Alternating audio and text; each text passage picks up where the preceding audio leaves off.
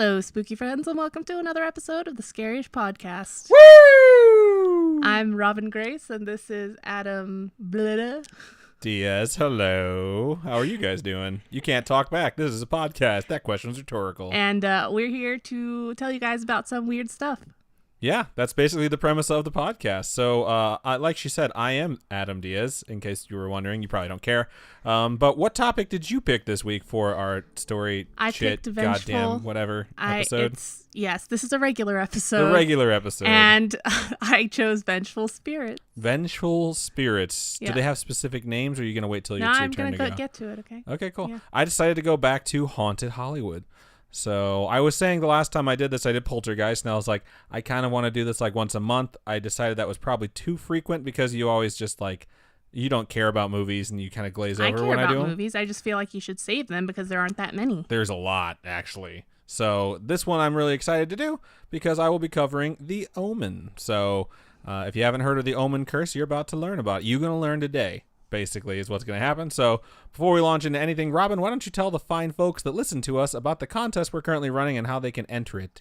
Okay, so the contest that we have right now is for the 500 like on Facebook thing. Yes, when we got to 500 Pretty likes, much, it and, triggered a contest. So if you go on any of our episodes from September 9th to October 9th, I think it was the or is 5th. it 5th? I can't remember. September 5th to October 5th, we'll figure it out. They kind of need to know these things, but that's okay. We're going to go with the 5th. That sounds right. Okay, and then if you like and comment by like tagging your friends in the comments and share the episode, then you'll get an entry into the giveaway. Also, you can retweet those said episodes between September 5th and October 5th on Twitter for an extra entry as well. Cool. So it's pretty simple. You see us share it on Facebook. You click like, you leave a comment. That comment is a friend's name, and then you click share and share it on your Facebook wall. Pretty simple stuff. Yeah. It really helps us find new listeners, and it helps you guys find someone to talk to about us, which is very fun. And it's actually been working very well on our end. So we're excited to get to the part where we get to pick who wins. Yeah. So cool. That's good stuff. And then I think for the beginning of the episode, like normal, we're just going to go ahead and read some homegrown horrors. And before we get to that, a homegrown horror is just a paranormal or like spiritual or just powerful experience that you guys have had that you've decided to share with us. And if you decide that you would like to do that, you can email storytime@scarish.com. You can also go to facebook.com/scarishpodcast and message us there. If you're there, you might as well click like on the page. If you want some instant feedback, you can join our group, post your story there, and get some instant feedback from the Scarish community, who are the best bunch of human beings on the planet. Absolutely. I swear you guys are awesome. You can also join the Discord and get some instant feedback. We went over 100 members for the Discord this past week, which was super cool to see. Just everything keeps growing, and it's awesome. It's so nice, and it's so cool, and you all are so incredibly supportive, and it's insane. If you guys don't know what Discord is or don't know how to get there, Discord is basically like a chat room app. But you can have servers on it that are specific to things, and we have a Scarish server. And if you want to find us specifically without having to go through a whole rigmarole of downloading a new thing and figuring out how to use it, just go on over to scarish.com. On the right-hand side of the page, if you scroll down, is a link that says Join Us on Discord. If you click that, it'll take you straight to our Discord server. And then if you feel comfortable with that, and you're like, oh, this is really easy to use, because it is very intuitive and it's very straightforward, you can just download the app, and then if you have your account already made, log in, and you'll be in the Discord, and you'll be good to go. I get notifications on my phone. There's always a lot of conversation. It's really fun. Sometimes I can chime in. Sometimes I can't. But either way, it's really fun to have you guys there, and it's a lot of interaction. So it's a cool time. Cool. So good places for you guys to reach out to us. So are you going to go first, or am I going to go first? You can go first. Okay, cool. So this one is not titled, and it just starts out like this. Dear Adam and Robin. Hello. Hello. Dear. Hello, dear. This story is going to literally shake you and make you very scared. I hope I don't shake from it. That would be pretty fucking scary. The reason I say that is because it's not like I just saw something. I felt it physically.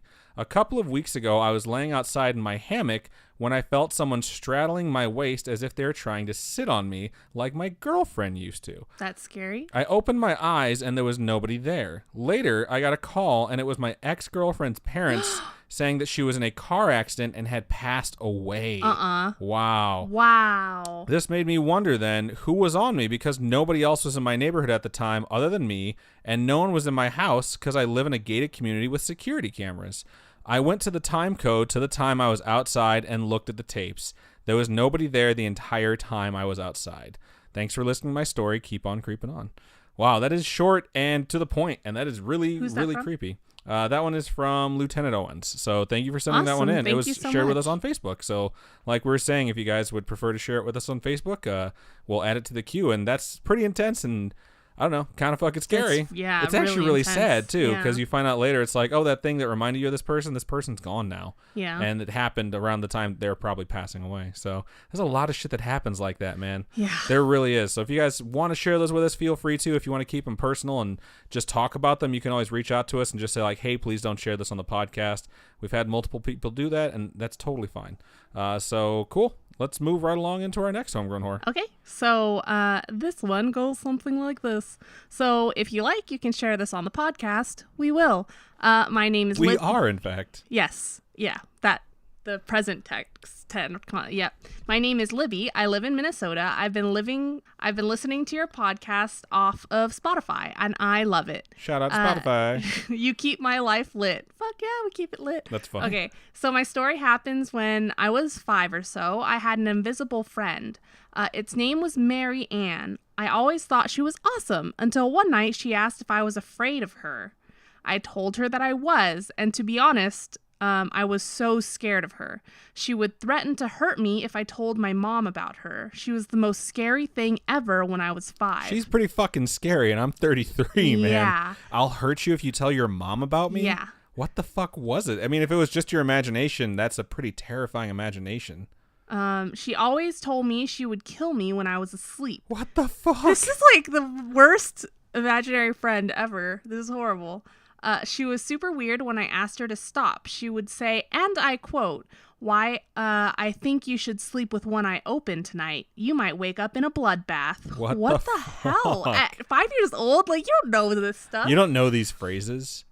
Did they sing it to you, sleep with one eye open? No, I don't think so. This doesn't look like that kind of thing. Then I would cry, and she would say, "Quit crying." She would say, "Quit crying before I get annoyed, you useless child." Wow. Oh my god. This is like horrible. Okay. One night I dreamed that I was being poked by millions of needles, and when I woke up, I had marks all over my body. But finally, as I got older, she's been sort of disappearing. So now she only appears in my night terrors. Wow. That's what the still fuck? so scary. Like, oh my god. Okay. I have another story about a haunted birdhouse in my room. But Why is there a birdhouse in your room? Decorative. Decorative? Yeah. Because it's haunted, so it needs to be in a room? Get it out of your room! But that's for another time. I'll attach a picture of my omen baby. Her name's Lucy. She is a teddy bear golden doodle. That's so fucking cute. Sorry for such a long email. It's not long at all. Thank you so much, and it's a Libby. super cute picture. Thank you for sharing it with us. Yeah. We love seeing pets, especially after a pretty creepy story. So always send those. We always appreciate getting them. Hashtag omen babies. Even if you don't have a creepy story to share or anything like that, just send your pets. It's totally fine. If you don't have a creepy story and you don't have like a pet to share, just say hi. That's totally fine too. Just be like, yo, what's up? That's all you have to say. Just tweet it at us. We also have an Instagram. Totally forgot about that. If you guys, someone actually did reach out on Instagram to give us their story. I think that one came to like my personal Instagram. Was it the story or to tell us how to say aswang? No, that was to the official account, but I had someone reach out to me like personally on my personal account with their story. So it's at Scarish Podcast, right? For Instagram? At Scarish Podcast, yep. Cool. So if you guys want to follow us there, go ahead and check that out. I think that's already over 100 followers, so that's you pretty guys cute. are awesome. You guys are dedicated to following us and all these things because there's so many things to follow people on nowadays. I feel old. So cool. Those are homegrown horrors for the week. And again, if you guys want to, share yours with us, feel free to. But we're gonna go ahead and move into our regular topics for this episode. So, are you gonna go first, or do you want me to go first? I think maybe I should go first because I don't have as cool a topic. I don't know if that's true, but I will go ahead and let you go first. So, ladies first. Okay, so I chose to do Vengeful Spirits this week, and I don't know if any of you have ever had like Spirit Week in middle school or high school. I did. I love Spirit Week. Yeah, because I did that this week, and I'm bringing it back because it's all about spirit. You did Spirit Week in high school? Yeah. No, I'm talking about, you said I did that this week. I thought you were in college. No, I'm doing spirit. I'm doing you. I'm. You're doing Vengeful Spirit, so you're calling this Spirit Week. Yeah. And that somehow is associated with High School Spirit Week because It's supposed to be funny. Oh, okay. My bad. I guess I took it too literally. I was like, are we actually going to make banners and compete in a bunch of contests? Tug of war? That would be super cool. You ruined it. Okay, so the first one I'm going to be covering is the Lemures. How do you spell it? Lemures. That is not how you pronounce it. You don't pronounce it. Lemure? Yeah, that's not how you pronounce it. So, I don't know exactly how you pronounce it. I'm not good at it. So that's how I'm going to say it. I'm sure someone will reach out and let us know, hey, moron, this is how you're supposed to say it. Also, please don't be mean. If you are like that, I'm sorry, but Insta, just no. Yeah, please stop being mean to us. We've had people be mean to us recently, and you don't want us to ignore you if you're just trying to actually talk to us. Yeah, so none of that, please. And there's just so many different interpretations of these beings, and they're not to be confused with the ring-tailed lemur or any lemur. That's what I thought. Yeah, when I told him what I was doing, he's like the ring-tailed kind? I'm like, no, that's not my friend what I'm Lee doing. in 7th grade, we had to pick an animal and do a report, and he did his on ring-tailed lemurs. So I was like, Did he I've talk seen about a book report like Zaboomafoo? this.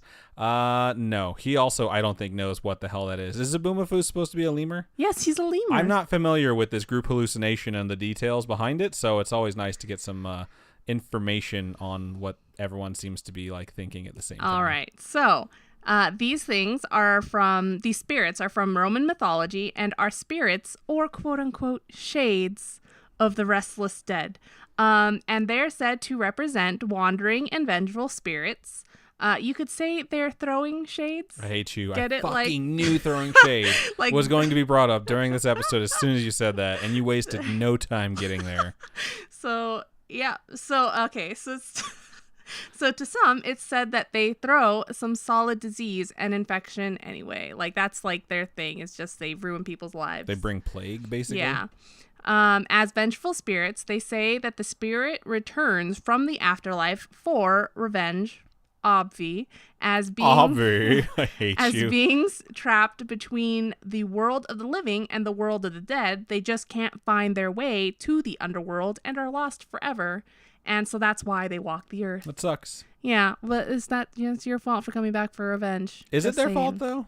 I mean, sometimes, like, have you ever seen the movie The Crow? That dude deserved revenge. I really love The Crow. Yeah, it's a good movie. And Brendan Lee died filming it. I'm not saying... Oh, I should do The Crow one of these episodes. That'd be cool. Yeah. I'm not saying you guys should go and, like, download movies and stuff, but I did that when I was younger, when, like, LimeWire and stuff was a thing. You pirated movies? You're going to admit that I- online. I Oh, didn't God. sell them. The FBI police But people I'm just are going to saying, come. I had, like, all the Crow movies, because I was just like, I love the Crow. It's so I've good. never once pirated movies or music in my entire I life. hate you. Whatever. Okay. You're so dumb. It's also total bullshit, but whatever. Anyway, these spirits represent those that come from poor backgrounds. So people that just couldn't afford stuff. Like they're You're defining the pauper word type things. poor for us now? Well, no, it's just like poor backgrounds could be like unfortunate. Oh, So, it's yeah. like poor unfortunate souls. Yeah. Okay. So those that can't afford proper burial, funeral rites, and the like, it's kind of like Coco, the movie Coco, where no one remembers them or cares for them anymore. So instead of like disappearing, they kind of just die hard. I hate With you a vengeance. so much.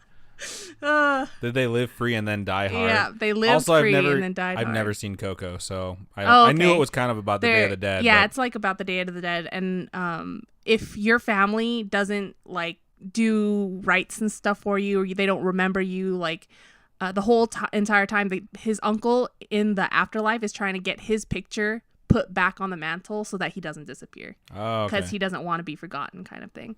That's super sad. Yeah, it's really fucking So sad. it's a tearjerker of a movie. It's really good. I cried. I'll watch Coco with you if you watch Steel Magnolias with me, which, by the way, is on Netflix, No. people. I'm I'm gonna- cashing in a token. She made me watch a Hard super no. sad movie, and now I'm going to make her watch Steel Magnolias. Okay. You can't be on your phone the entire time, too. You have to No, suffer that's the lame. emotion that Steel Magnolias will put you through. Fine. Okay, so back to this thing. According to a poet named Ovid, That's probably not how you pronounce his name, but that's how it's spelled. They're part of an ancient, archaic, magical tradition. And there's even an ancient Roman festival of Lemuria, or whatever. Something. It's Lemuria. Lemuria.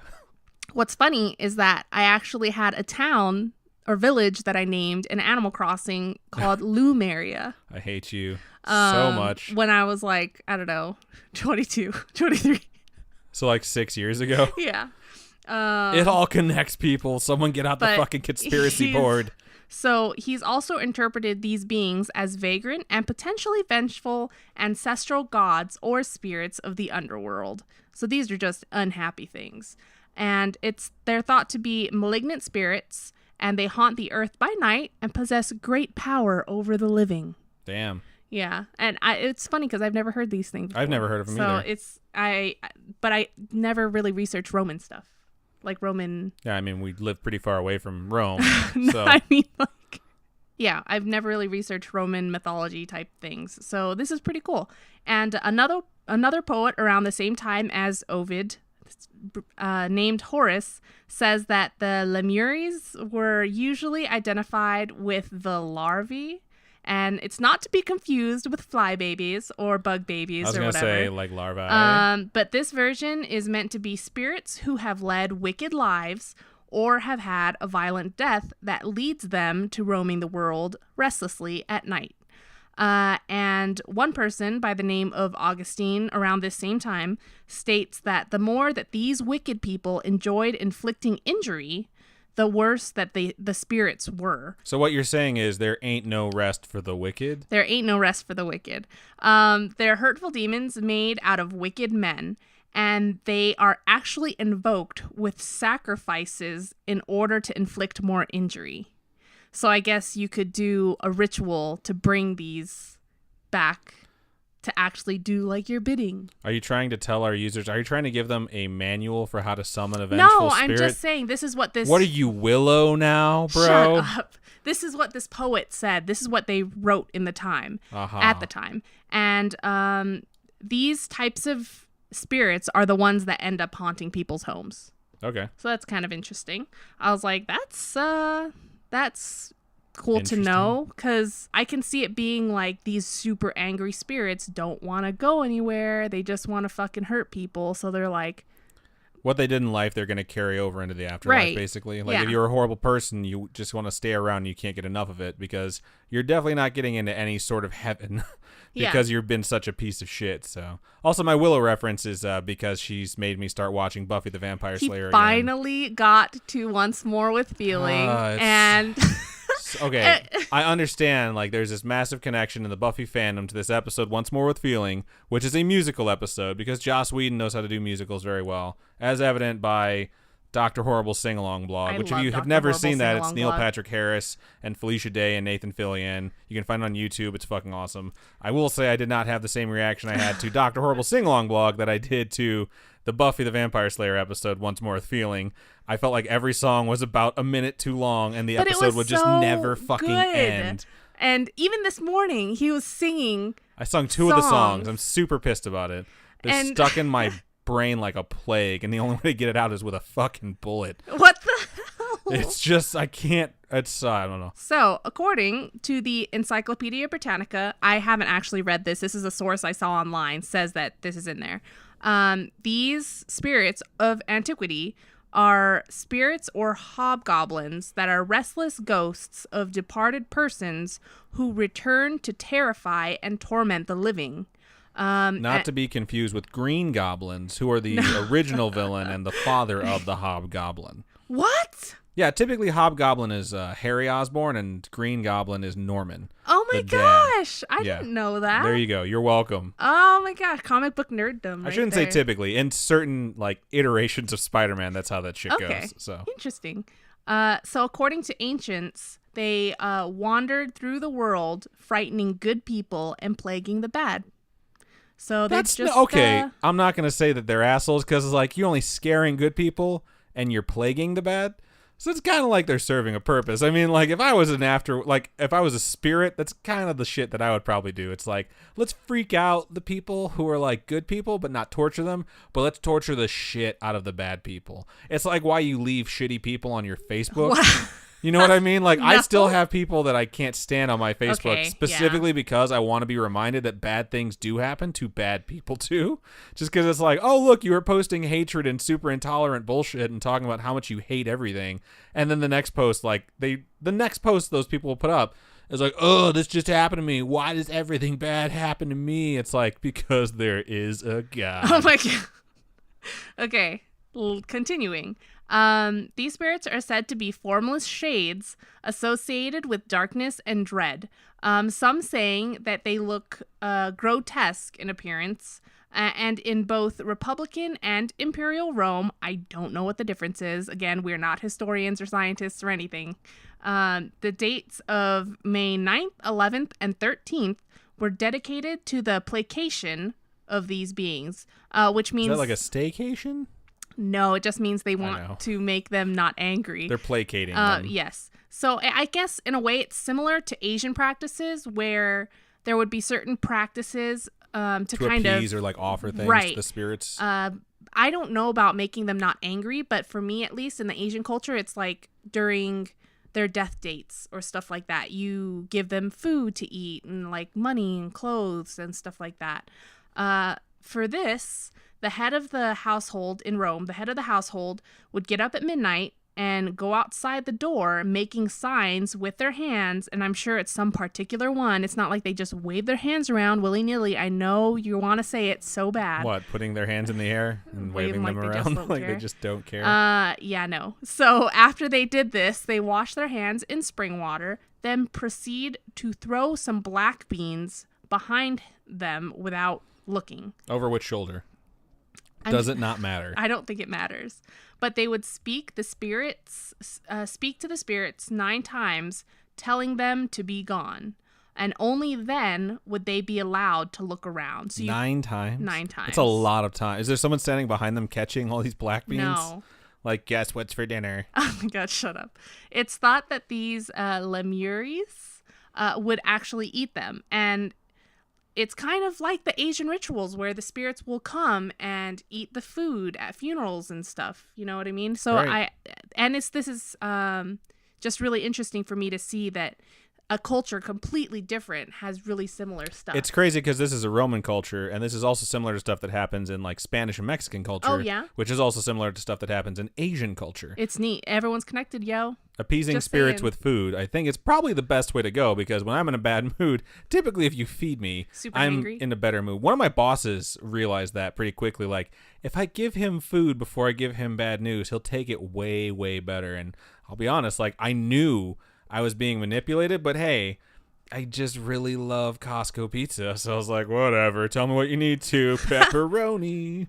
Okay, so black is the go-to color for offerings in these rituals, and these days were considered to be bad days. So temples were even closed on these days. They're just not good days to be out and about. Which days? Probably. The May 9th, 11th, and 13th. What the fuck? May 9th, my friend Joe's birthday. May 11th, my birthday. And May 13th, other birthdays for other people. Yeah. I think Ferg's birthday, but I don't know. Okay. I can't remember anymore. So, a historian by the name of William Ward Fowler interprets this giving of beans as an offer of life. If the spirit was satisfied, you were safe. And if not, they'd make a loud noise. And if any of these spirits were unhappy with the offering, they are kind of skittish, so you could just scare them away by banging a bunch of bronze pots together. Do they have to be bronze pots, or is it just banging pots together? Maybe if it's not bronze, they're still going to be like, I'll burn your house down. And then they run away, though, because they're skittish. So these spirits are basically like ghost cats? But what if, because it's not bronze pots, they're not scared? I don't know. That's why I was asking, man. Yeah, I need to know these rules. We got to test it out. Experiments. Okay, so bronze pots, bag of rice, some salt, and a shotgun to shoot things in the face with. When you bring the bag of rice thing up, it's funny because that's the next one. Knew it. Okay, I fucking knew it. All right. So within the encyclopedia, it supposedly states that Rome instituted feasts in order to appease them as well. So I had no idea that this was such a big deal back in the day in Rome. Like, I didn't either. I've never heard of this before, so it was really cool. What's hilarious is that I read somewhere someone comparing these creatures to those in Star Wars called the Sith.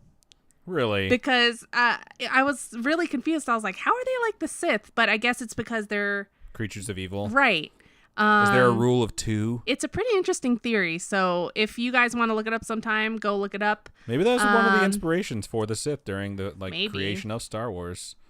I mean, it has the whole political thing going on, just like Roman Empire thing. I don't know. Maybe. It's called the Empire. Yeah, that's true. But like realistically, the original Star Wars movie when it was being made, side tangent because I'm a super fucking nerd. It's like the original script had nothing to do with what that. No. It had nothing to do with like what the final product was. Like what? A bunch of shit was going to be completely different. Like Luke was supposed to be like an old ass general, like named this, and like there was supposed to be someone named the Skywalker. It's a bunch of crazy shit. If you ever get a chance to watch the documentary, I like how it turned out. A bunch of people came to George Lucas and were like, "We need to change these things," and he didn't like almost all of them. And it was just bizarre because the things that were changed that mostly he didn't like are some of the things that people love the most about Star Wars, which is why when the prequels happen, a lot of people say like he didn't understand what he was doing because the things that like people were very attached to and like the lessons that the original Star Wars movies taught were kind of not present there anymore. It was kind of like feeding off the fandom in the weird wrong ways. I know this is a really long tangent, but like the second Yoda started jumping around, I was like, these movies are dead for me forever. I was so like the whole point. But then you wanted to watch the new ones. The point in Empire Strikes Back is that there's this tiny creature who's made powerful by his belief and faith in the Force because he can lift the fucking X-Wing out of the swamp. And it's like, you don't need a fucking lightsaber for a short creature and then have him bounce around like a goddamn frog. When he came in there and they started their Force battle, I was like, this is everything I've ever wanted to see. And then when he started jumping around, I'm like, fuck you, George Lucas. I hate this movie. I'm going to burn this theater to the ground. And then it would have been filled with like vengeful spirits. Sorry, let's get back to your topic. George Lucas, hit us up. We got ideas. He doesn't control Star Wars anymore. He sold that that's shit. Right. Oh, Disney, hit us up. Mickey, hit us up, bro. We got some ideas. So, it's also thought that the lemur animal is supposedly named after these beings as well because of how active they are at night. So that's kind of cool. I guess. I mean, it's kind of scary, I don't believe too. it, but this is what the internet has told me. Believe everything you say on the internet, right? Yeah, that's how it goes. No, don't, though. Don't believe everything you read on the internet. It's not good. Okay, so the second one is called the churel. Churel? Spell it. Churel? Churel sounds right. It sounds like churro a little bit, so I'm hoping these are delicious. They are not delicious. Keeping with the vengeful theme comes the churel, also described as, quote, the ghost of the unpurified mother, end quote. What? So it's from Southeast Asia. Go figure. Unpurified mother. Yes. What does that mean? Mother out of wedlock? I'll get there. Okay, go ahead. So it's also meant to be used colloquially as a witch in India. So for those that don't know, something used colloquially means in familiar or informal conversation. Yeah. It's a good, if you ever want to know what like a colloquialism is, watch the episode of Archer where he becomes the Pirate King. Because he keeps saying phrases that if you don't know them in context, like make no fucking sense. Really? Like what? So like one that they use in Archer is like lend me your ears. That's also something that they use in like Robin Hood Men in Tights. If you take it literally, it's like, wait, you want me to give you my fucking ear? So it's just like words or phrases or metaphors or whatever. Is that a colloquialism though? Yeah, it is. It's a colloquial metaphor. So it's an idiom is what a colloquial metaphor is actually. But any colloquialism is just like a group of words or a word in particular that's used within like a certain region to represent something differently. You know what I mean? Okay. So I don't know. It's really fascinating to know. Like, it's like when people hear like slang from the UK that are American. Oh, and they're like, I don't know what the fuck they're saying. And it's like, it's the colloquialism. same fucking words that you know. They just mean different things somewhere else. Because it's a I know colloquialism. learning Japanese, my professor's always like, you could say that, but you'd use it in a colloquial context. You wouldn't be like formally saying like that in an actual sentence. It's like when people try and learn a different language, they don't understand dialects. It's very important to know those things because certain things like mean it's the same word, but if you're in a different place, you're speaking the same language. Like there's a word in Spanish for cake. And if you're in the wrong places, it also means vagina. Really? It's like I don't believe it's you. the slang word for pussy. Yeah, Nah. like I was warned about it when I was a kid. My aunt was like, hey, don't say this word. I know if you're like learning Spanish, because I was in high school at the time and I was learning Spanish. And she was like, don't say that word down there because it means pussy. And I was like, okay, good to know. Cake in Japanese is keiki. And in Hawaii, keiki means kid. So I want to eat some children is what would be interpreted if you travel to Hawaii from Japan. All right. Anyway, from that huge, weird, random tangent. The churel is well known in India, Bangladesh, and Pakistan.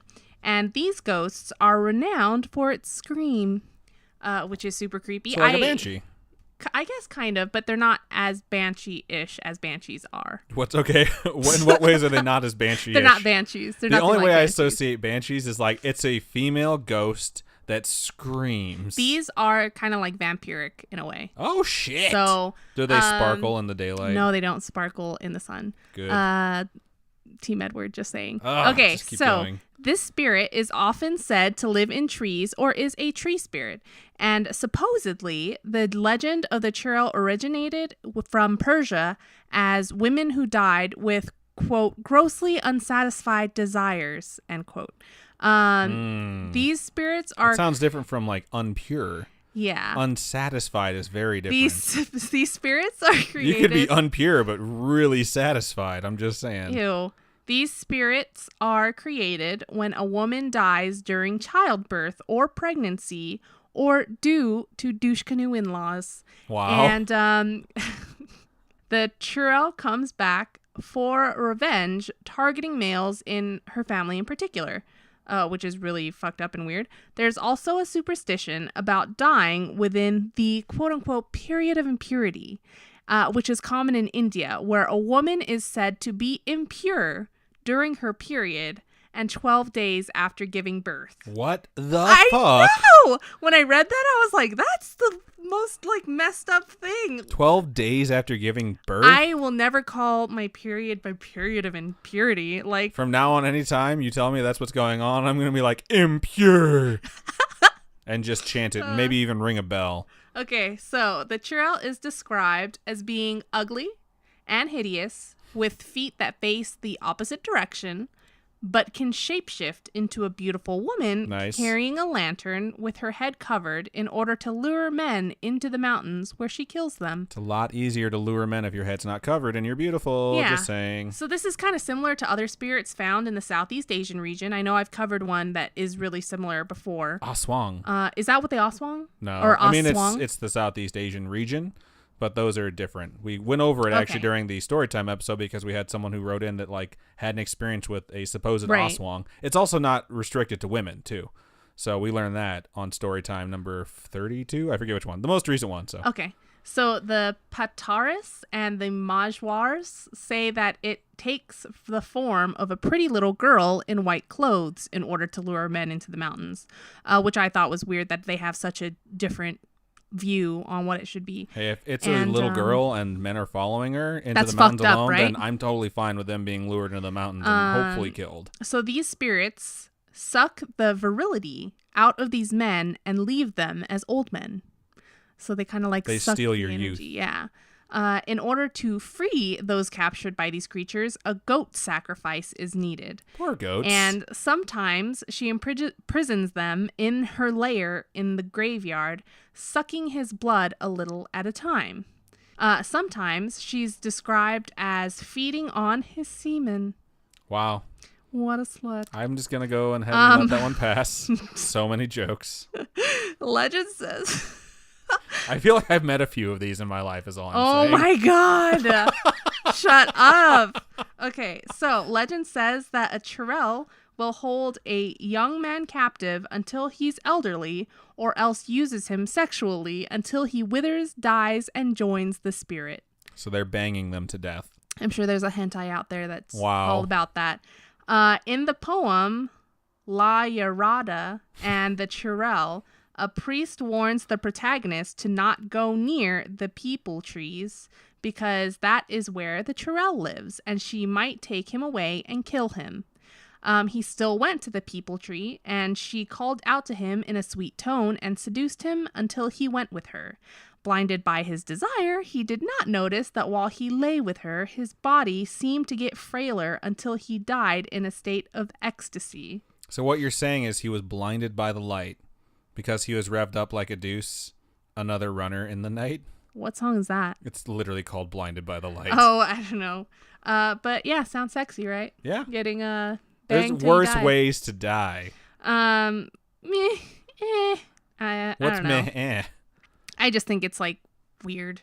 Like I wouldn't want to die that way. Being boned to death? Yeah. And having your Snoo. death by snoo. I don't think anyone would want to die by boning, but I don't know. I'm just saying, like, we've heard more horrific things happen on the show that don't also come with a little bit of pleasure involved. I guess kind of like being taken by a dolphin man and having dolphin babies. Yeah, that's a little bit weird. Okay. What the hell were those things called again? I don't remember. I wish I remembered. But those things are fucking creepy. So, in another literary piece called The Female Element in Indian Culture, it says that the churel runs after and seeks to possess every man whom she meets, for, it is said, her carnal appetite remains unsatisfied in life. So there's a lot of iterations about this. Yeah. It sounds like she likes boning.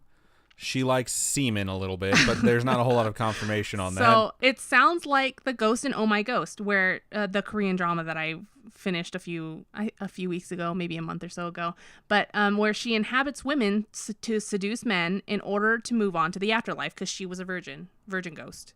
So that's kind of what the churel sort of sounds like. It's similar. Like, I don't think that they're trying to move on from it. I think they're just trying to, like, feed off of it, so to speak. Yeah. So, if you're those in-laws that treated her like crap, she'll go after the males in the family, starting with the youngest.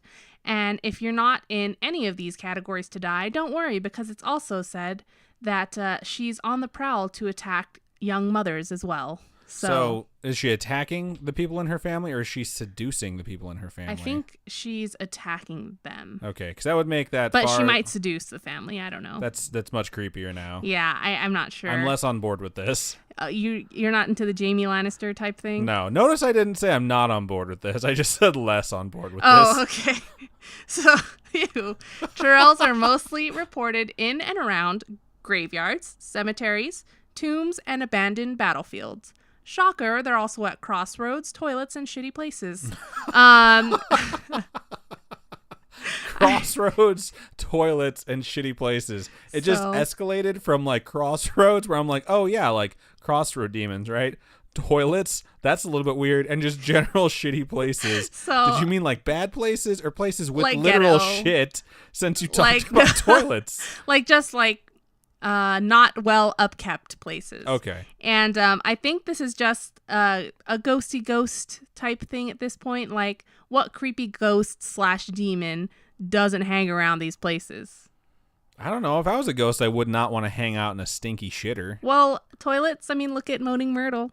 Yeah, that's a bathroom. You know, it's not exactly just a toilet. She hung out in the toilet stall. I'm not saying she didn't, but, like, it's not like your preferred place to hang out.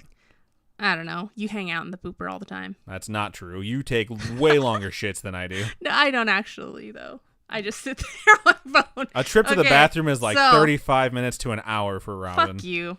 There are some measures that can be taken in order to prevent their creation. The family may perform special rites and rituals to ensure that if anything may happen to the woman, she will not come back to torment them. And the best way to do this is just to take care of pregnant women, people. So just do that. Don't be assholes. Take care of pregnant women. The body of the woman is buried in a particular way. It's to prevent her from finding her family. And I just think that's so messed up that they would go through all this effort to either be like, oh shit, we treated her like shit, better cover our asses, or yo, she died in this sad, horrible way, we better bury her and do all this stuff or she's going to come back and murder us. I was really hoping you weren't going to say what I thought, which is, hey, this chick's a virgin, she's going to come back to kill us unless we have sex with her dead body. Ew! I honestly thought that's where this was going. I was going to be like, this is going to get really fucking creepy really fucking fast. You made it creepy. Either way, I feel bad for this poor woman's body. Me too. Jesus Christ. You can bury the body and fill the grave with thorns or heavy stones, or you cut the baby out of her and bury them together in the same grave. Fuck? Yeah, dude. Couldn't you just leave the baby in her since they're going to be buried in the same grave anyways? I don't know, but she never got to hold it. So maybe you want to put him where she's holding it. Wow. There's a mission in the game The Witcher 3 like that, except that they bury the miscarried child like in a different grave than the mom. Actually, it's a fucked up mission. Like the whole point of the series The Witcher is like to show you that like there's a world of monsters and you're a monster hunter and the true monsters are humans because they're pieces of shit. And one of the things is like this is a wraith that came back from the dead and she's killing people. And you get the option during the mission of like you can either just kill the wraith or find out why she's killing people. And you find out like she was a mistress to like the king. Wow. And she had his kid. So he had the kid killed and like thrown in a fucking dumpster. And then he had her killed. And he buried her properly. But the reason she came back is because she wants her fucking kid. So when I did the mission, I was like, well, that's fucked up. Like this guy's a piece of shit. So Yeah. I went and I found like the baby corpse and put it with the mom and she goes away. And, like, those games are really fucking good if you've never played any of the Witcher series, because you really realize, like, it's kind of heavy-handed, but it's like, humans are monsters, and monsters aren't bad. And the second one, there's, like, a troll who's so fucking funny. He's so adorable, and the humans hire you to kill him. And you go to talk to him, he's like, humans mean. Oh, no. And I'm like, this dude's my best friend. I'm going to go back there and kill all of those fucking humans. And I killed everyone that gave me that quest. It was like a group of 6 people. Oh, my God. And I was like, you threw stones at my best friend. I'll fucking end you. Jesus Christ. Okay. Anyway, so other techniques include nailing down fingers and toes, roping thumbs and big toes together, or anointing with parts of a cow and reciting some sort of text. Don't know what text it is, but the text. Anyway, the Orayan sew the eyes of the most evil churels shut. How they know they're the most evil, I don't know. There's a meter, I think, on their chest that just, it looks like a gas gauge. And it goes like from like G for good to E for evil, which is different than like gas gauges, which E is usually empty. All right. So you're welcome. They also break their hands and legs. What the fuck? Yeah, dude, this stuff is brutal. This is just corpse desecration. Yeah. And you were like, really I can't is. believe you thought they'd have sex with them. Anyways, these are all the other horrible things they do to these women's corpse. It's insane what they do to prevent this. If I die, don't do this to me, please. If I die young, bury me in satin. Oh my God, I hate you. And lay me down in a bed of roses. No. Some parts of India have the body carried out the side door instead of the front door, so she can't find her way back home. Yeah, that'll do it. In Tamil culture, human priests gather offerings for her. Some villages erect Stonehenge-like structures to ward churels away. Some places in the hilly regions have the earth scraped up and removed where a pregnant woman died.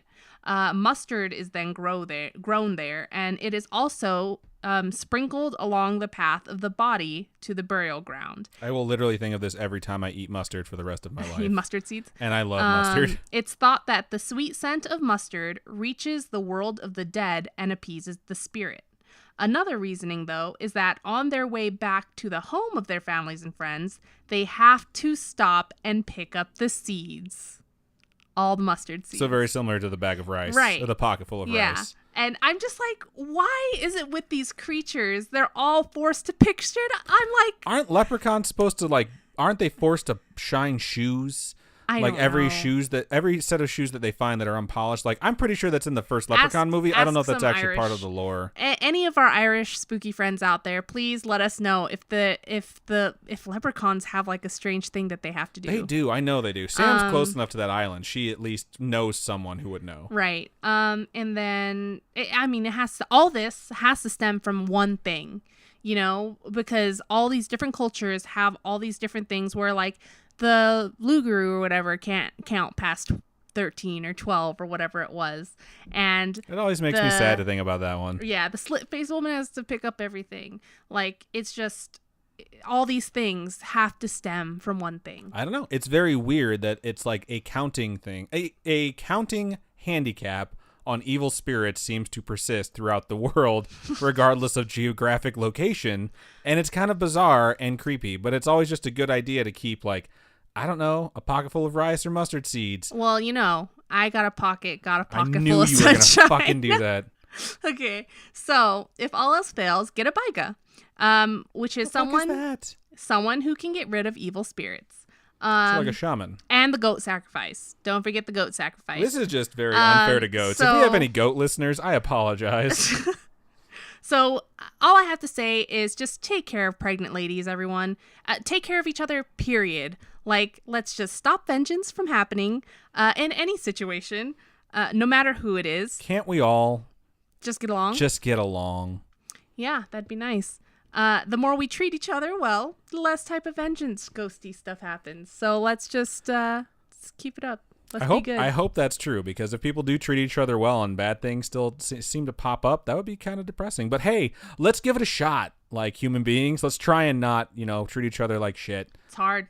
Is it hard? Is it really hard? I really don't think it is to not be a piece of crap. I don't know. I try to be good, but there are some people that treat us like crap. That treat us like crap? Yes, this is true. So I'm just saying, we can lead by example by treating other people decently at least. But yep. I'd rather, at the very worst, just be the person who enforces the golden rule. Yes. Where it's like, I will treat you the way I want to be treated. But if you treat me like crap, I'm going to treat you like crap, because that's what you have told me is the way that you want to be treated. And then you're going to die hard with a vengeance. I hate you so much.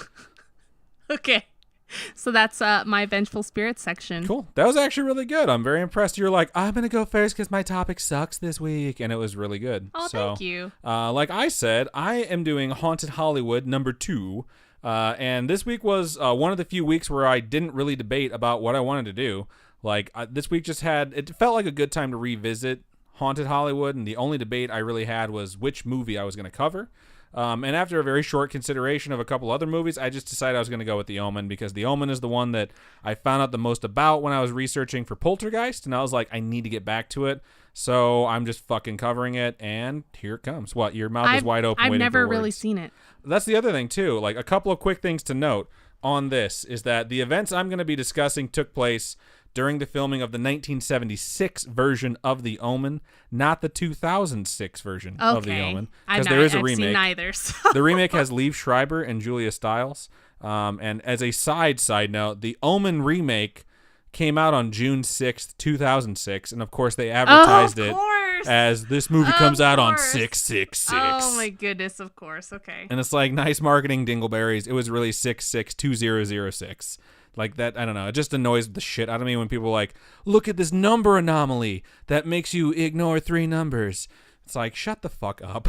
But anyways, one more side note. Like Robin said, I also have never seen The Omen, not the original or its sequels or the remake. So as a person who has never seen The Omen, I'm going to recap the plot synopsis for those of you who are like me.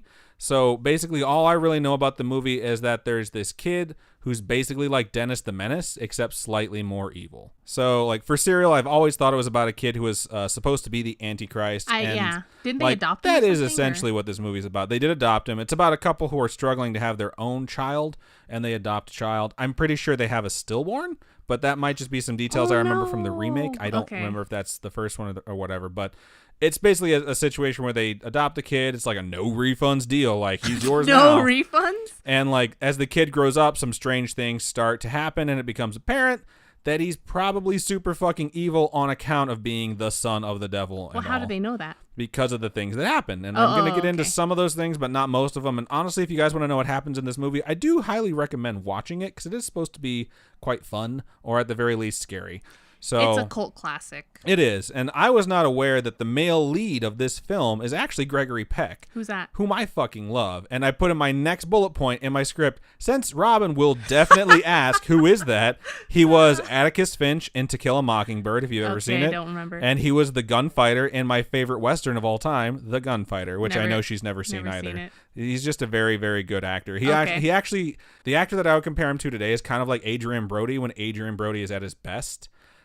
Because Adrian Brody should just win like fucking Oscars when he's at his best. Yeah. But Adrian Brody has like that other gear where he's not like always like, he kind of phones it in sometimes. Where he's lazy. Honestly, there's a lot of things that I've seen with Gregory Peck where I'm like, this movie sucks, but he is so fucking good in everything. So I'm sure there's movies out there that I haven't seen where he's just fucking terrible, but whatever.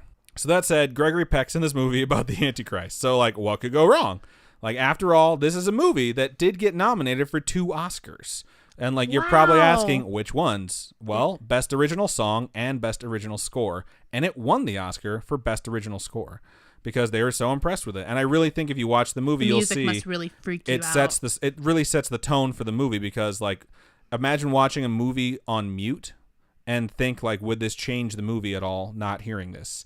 And if it does, then you probably have a decent score or very loud sound effects that are like there for jump scares, like with Paranormal Activity and shit. Oh, okay. So that said, the making of the film didn't exactly go smoothly.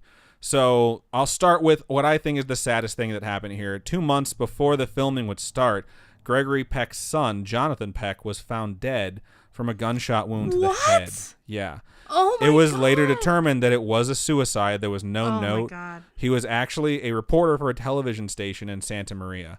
And it's like there's been interviews with his other son that talk about the suicide and how they do think it was a suicide based off of like, you know, the depression that he suffered from and the things that he had to do. And it's really sad. And like suicide in general is horribly tragic, and it is something that does happen. And I do believe that like, although the timing of this being so close to the Omen makes it feel like it's part of this like supposed curse, it feels really weird to include this, but it's certainly important for me to include it because it's a horrible thing to go through, especially when you're about to make a movie about something so dark. You know what I mean? And 2 months later, he would start filming. So that's just the beginning of what would happen during this movie. Yeah. So while flying to London to begin filming the movie, Gregory Peck's plane was fucking struck by lightning. Shut up. I've flown on a lot of planes, and I'm happy to say I've never had one be struck by lightning. I've had some of them fly over storms, under storms, or through storms before. Never struck by lightning. I desperately don't want to be on a plane that's struck by lightning. It's very rare that it happens. What and that's happens not, when it happens, though? I don't know. Oh. So I don't want to know. And that's not just it for weird shit happening to Gregory Peck's planes, but I'll get to that later. Oh my gosh. In addition to this, the screenwriter of the film, David Seltzer, was flying to the set as well, which was in London. And he was on a different plane on a different day, and that plane was struck by lightning. Shut up! Dead serious. So both individuals would make it to the set of the film, and they would be safe. They would be like, this is fucking weird. And like instantly, like there was a terrible feeling that was hanging over the production of the film, just like right from the fucking get-go. And things would just continue to happen, man. Like a producer for the film named Harvey Bernhard flew to Rome because he wanted to attend the filming of scenes that were going to be shot in Italy. And like, for those of you who don't know what a producer is, producers are typically people who donate money to the film or in some way help like with the production of it. Right. But they're not like a screen director or they're not an actor. They're just kind of like on set to make sure things go smoothly. A lot of times they work for studios. Sometimes they're private investors. If you donate enough money or you have enough creative input, you'll be considered an executive producer because you like make creative decisions. But this gentleman went over there because he wanted to be there when they were filming scenes in Italy. And it's like, why the fuck wouldn't you want to be there? Like maybe he gave his money and he was like, hey, I want to check out this movie while they're filming it and take a vacation. To Bernhard. What? Because his name's Bernhard, right? I hate you so much.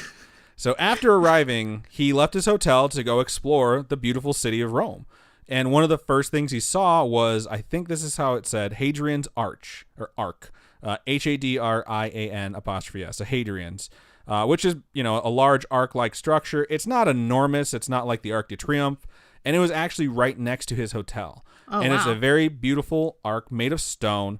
And while he was there, it was fucking struck by lightning. You're kidding. Dead serious. And like even the people who lived there and worked at the hotel were extremely upset by it because it didn't destroy it or damage it, but they said that it had never been struck before. They had never fucking heard of it being struck by lightning before. It's stone. It's not like it's a conductor. It's not the tallest structure around. Like all the hotels around it are taller than it. So like we've never heard of it being struck before. And they said he was right next to it when it happened and like barely avoided being struck himself. So after the incident, Bernhard carried a cross with him in Rome and on set. And he was quoted as saying, the devil was at work and he didn't want the film being made. No way. Because everyone was just so fucking creeped out while they were making this movie. It's creepy. It is creepy. I just got cold chills talking about it. And this is just the weather effects that happened during the production of the film. So like, that isn't all that happened with planes. Like I said, something else happened with a Gregory Peck plane, right? Oh, no. So according to legend, and in parentheses I will clarify this in a second, there are two other events that would occur with planes. The first is that Gregory Peck chartered a plane to travel on privately during the filming of the movie to go from like one place to the other. Okay. So last minute, Peck canceled his charter. And he would make different arrangements for travel, and he let him like, hey, I'm not going to make the plane. So he basically unbooked it, you know? Okay. He was booking it to be a private plane, but the plane later would be chartered as a passenger transport, just like regular instead. So it's like he wasn't going to be buying all the seats. They're like, put as many people on as possible, like normal, and let's go, which they did. And during its travels, it fucking crashed. And everyone on board died. No way. Yeah, and let's keep moving before I clarify any of this stuff. So the studio also booked a plane. It was a smaller plane, and it was needed to fly over Israel because there's aerial shots. And the main character, Gregory Peck's character, the father in the film, is like an ambassador from the United States. Okay. So that's why they're over here getting all these different shots, and it totally makes sense. And they wound up having to cancel their reservation due to scheduling conflicts for this small plane that was supposed to get their aerial photos. So instead, the people who owned the plane gave their reservation away, their time slot, to a different group of people. Okay. And shortly after takeoff, that plane would suffer malfunction and crash. Oh my goodness. Killing everyone on board. Oh my goodness. So here's the thing on this one. When I hear there's 2 plane crashes, I feel like it's possible that this is a retelling of the same event. You know what I mean? Right. Where people like get the details mixed up and they change shit. So I decided, okay, I have to look into this. So I pulled up a list of all of the plane crashes that took place during the filming of The Omen. And because that's kind of a loose thing, it's like September 75 to like maybe February or March of 76. I pulled up all of the plane crashes for 1975 and 1976. Because whenever you try and Google like the plane Gregory Peck would have been on, there's nothing because they don't know what the flight number was. They just know that this is what people were saying, right? Right. So there's at least 2 plane crashes that took place during the filming of this in the regions that they were filming that are described, and they have passenger manifests and they have death counts and everything. They have the like exact reason why they crashed, where the planes not only crashed, but everyone on board died. And so like, even though this could be possible bullshit, I would not be shocked whatsoever to find out that this one is 100% true. And like, it's one thing for you to be traveling all the time and to cancel a reservation and for that plane to have something happen to it. For it to happen twice during the same production of something that has creepy shit happening constantly. Yeah. I think there's a reason why this story gets retold this way. And I think, honestly, it's because it actually happened. So that's got to be it, right? Well, no. So there's a scene, apparently, because I haven't seen it, where this kid, the Antichrist or Baby Devil or whatever you call him, I'm pretty sure he's actually Baby Devil. Pretty sure he's actually named Damien. So since Baby Devil and Damien have D's, we're just gonna call him Little D. So Little D goes to a zoo because like, what could go wrong at a zoo, right? Murdered animals. I was gonna say, and I actually wrote on my script, R.I.P. Harambe. Oh so, my God. 2 tap her on the chest, fingers to God. Anyways, shut up. The mom takes Little D to the zoo. And at first, the giraffe's like, "What's up, kid?" And they're eating peacefully. And then they kind of get a good look at him and all run off like, "Fuck that kid," because they're creeped out by him. So the day proceeds, and they're taking a little driving tour through the baboon habitat. And BT Dubs, like, can you actually fucking do that? Are there zoos that let you just drive through animal habitats? We've only been to the San Diego Zoo, and you can't do that. I want to drive through a baboon habitat, or just a habitat that have animals around there. Maybe they have like golf carts though. Oh wait. No, you don't want that. So what happens in the scene is that the baboons all go ape shit. And in the parentheses I put ha ha ha ha ha ha ha. I see what you did there. Get it? So this scene in the movie is creepy as fuck. I googled baboon omen scene and watched it. It's like 3.5 minutes long. It's like they get agitated, then they attack the car, and they're all losing their shit. Oh, and man. it's because like they're all fucking creeped out by Damon, you know, and Damien? they're triggered, whatever his fucking name is. Little D. I literally knew someone who named their child Damien Lucifer. Shut up. Yeah, super fucking racist. Loved the KKK. Hated God. Like, it's just like they're pouring on all these character defects like it would make them like interesting. And it's like, no, you're just really fucked up. I'm not even joking. This is a person that exists out there. I guarantee they don't listen to the podcast.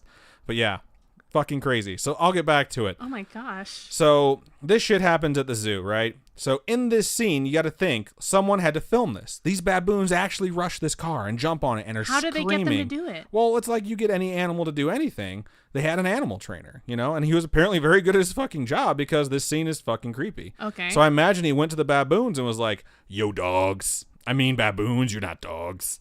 Act like this kid is the devil." To which the baboons probably replied, "Okay." I mean, they weren't getting paid for this, so don't expect any fucking enthusiasm from them. I don't even think they got paid in bananas. So they filmed the scene, and supposedly there's different stories about what happened. And What is known is that there was bad mojo following this whole fucking production and all the people that were there, and it seemed to permeate what was going on, and it cropped up again. And while the date is very hard to nail down or what exactly happened, here is what I've been able to dig up and what also seems to be the truth. So the rumor is that during the scene where the baboons went apeshit, all the animals in the zoo also went apeshit, and the animal trainer was like, "Hey bros, calm down." To which the animals replied, they didn't reply, they just responded by fucking killing him.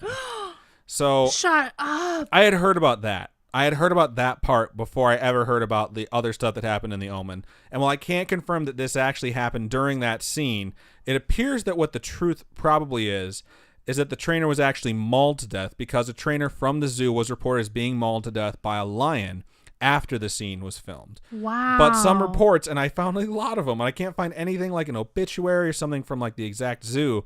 Some reports claim that the animal attack that cost this dude his life occurred the day after the scene was filmed. My goodness. They had just packed up and left. And this lion that he had worked with before just attacked him and fucking killed him. So this is creepy, right? What are the odds? Lots of deaths, Yeah. lots of lightning. So this movie is directed by a guy named Richard Donner. And if that name sounds familiar, it's because he directed the following films: Superman with Christopher Reeves, The Goonies, which some of you may know, Lethal Weapon, which I still fucking love, especially the first one, Scrooged, which is one of my favorite Christmas movies of all time. It's Bill Murray, and he's a rich executive, and he goes through the entire story of like Scrooge or Ebenezer Scrooge. Lethal Weapon 2, which is obviously the sequel to Lethal Weapon 1. Radio Flyer, which I fucking love growing up as a kid. Lethal Weapon 3, which is the sequel to Lethal Weapon 2 and Lethal Weapon 1. Maverick, because this dude apparently has a giant boner from Mel Gibson. Assassins, which I totally just watched at the fucking gym, which is a movie with Sylvester Stallone and Antonio Banderas where they are, guess what? Assassins. So it's okay. It's kind of boring. It's not that bad. I watched it when I was a kid, so it's fun to watch it again. Conspiracy Theory, again, Mel Gibson. And Lethal Weapon 4, which is the sequel to Lethal Weapon 3 and Lethal Weapon 2 and Lethal Weapon 1 because he's in love with Mel Gibson. So this guy directed The Omen before all of these films. In fact, he directed The Omen right before Superman. Superman was his next film. And Superman itself actually has a curse with it. What? So like that, that's a completely different thing. Like that shit goes back to like just like the old school Superman too, like the original Reeves. I forget, I can't remember what his name was, but it wasn't Christopher. It was from the 50s. But anyways, this dude is sitting in his hotel, and he's probably like, "Wow, this job sucks. Like, who would have thought making a movie about the Antichrist would have so much go wrong?" And immediately after thinking that, and in parentheses I put, or not, this is just my narrative, he heard a loud noise.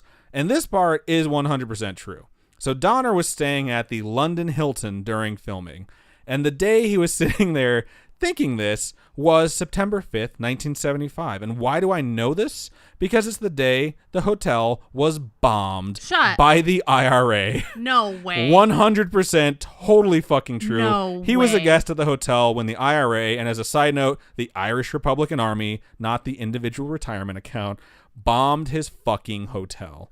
So that happened. He obviously survived. He did survive. 63 people were injured from the blast. 2 died. So, oh, wow. That's a bad bombing there. Well, it's like, I don't know what they're trying to do. They actually called, I read the details of the bombing, and like they called like Scotland Yard right before it happened, and they're like, "Yo, bro, we're going to blow some shit up at this hotel. You guys have 10 minutes.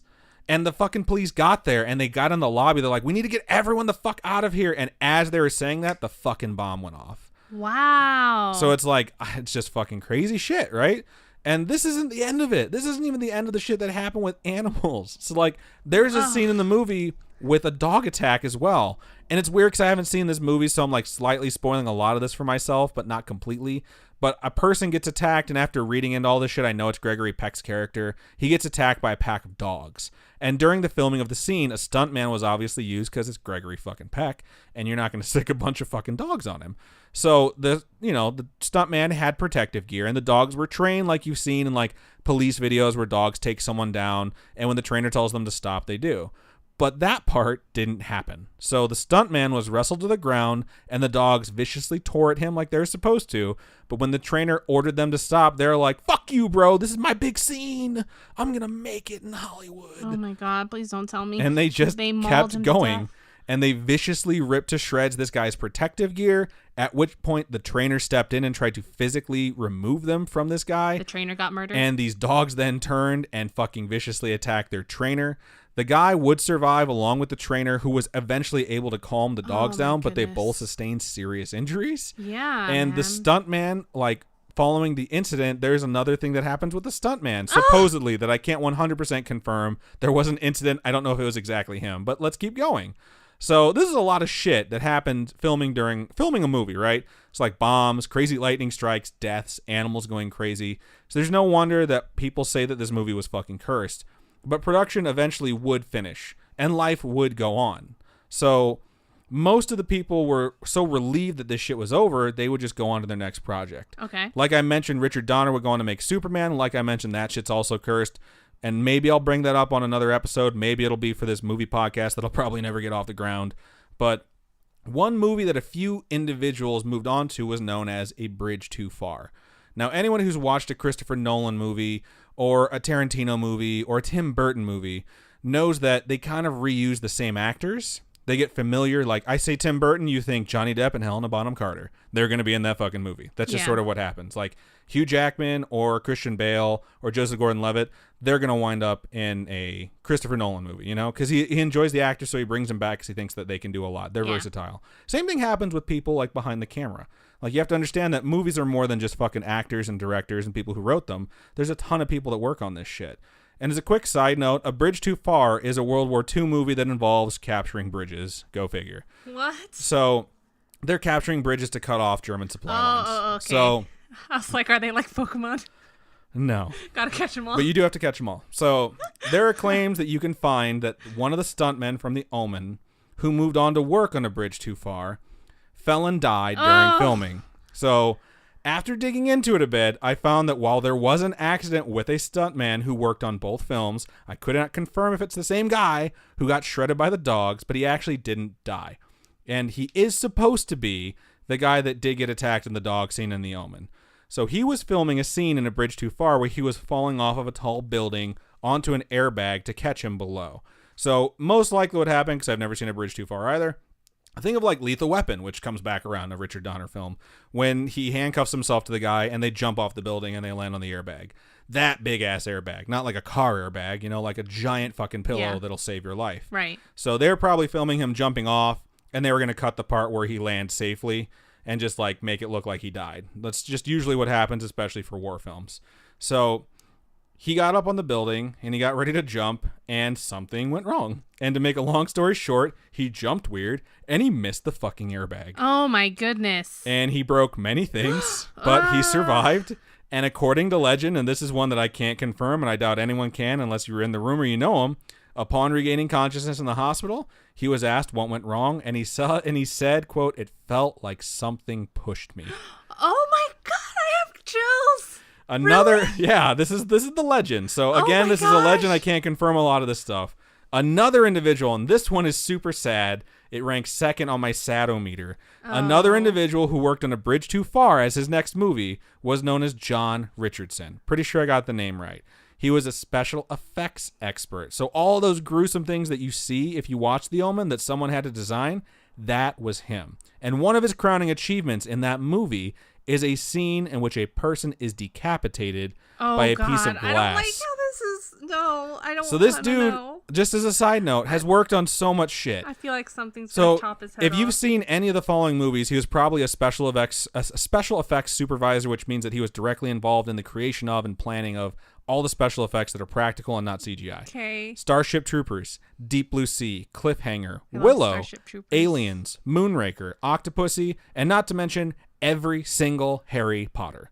So this dude's the shit. Okay, like, at least I know he didn't die. He's impressive. So during the production of A Bridge Too Far, Richardson went out for a ride with a woman named Liz Moore. Oh, no. And I've seen some sites state that she was just his special effects assistant. Some sites say it was his girlfriend. Others say it was his wife. I couldn't confirm on his IMDb page that he had been married or had a spouse. But honestly, it's mostly just his credits and not a lot about his life except for this incident.